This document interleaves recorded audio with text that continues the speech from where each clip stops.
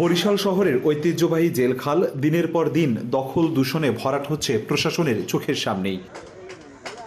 2 যুগের ব্যবধানে শহরের মধ্যে থাকা 46টি খালের মধ্যে এখন নামে মাত্র টিকে আছে 3 থেকে 4টি।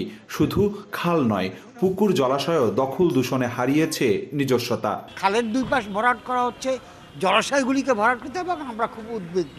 পুকুর জলাশয়গুলো রক্ষায় প্রয়োজনীয় উদ্যোগ নেওয়া প্রয়োজন। বৃহস্পতিবার বাংলাদেশ পরিবেশ আইনবিদ সমিতি বেলার আয়োজনে শহরের বিডিএস মিলনায়তনে আলোচনা সভায় বরিশালের পরিবেশ বিপর্যয়ে ক্ষোভ প্রকাশ করেন বক্তারা। আইনের বাস্তবায়ন না হওয়ায় গভীর উদ্বেগ জানান পরিবেশবিদরা। আমরা যদি পুকুর রক্ষা করতে চাই বরিশাল নগরী, তাহলে অবশ্যই আমাদের একটা তালিকা থাকা একান্ত প্রয়োজন।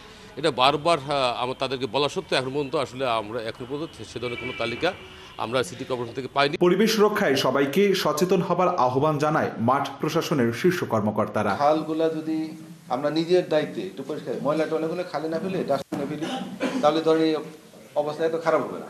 তারপর আমরা খালগুলা পরিষ্কার পরিচ্ছন্নতার উদ্যোগ নিয়ে নিছি এবং নিয়মিত চলবে। 30টি খাল উদ্ধারে 900 কোটি টাকার প্রকল্প পাঠানো হয়েছে বলে জানায় বরিশাল সিটি কর্পোরেশন। অপূর্ব অপু, সময় সংবাদ, বরিশাল।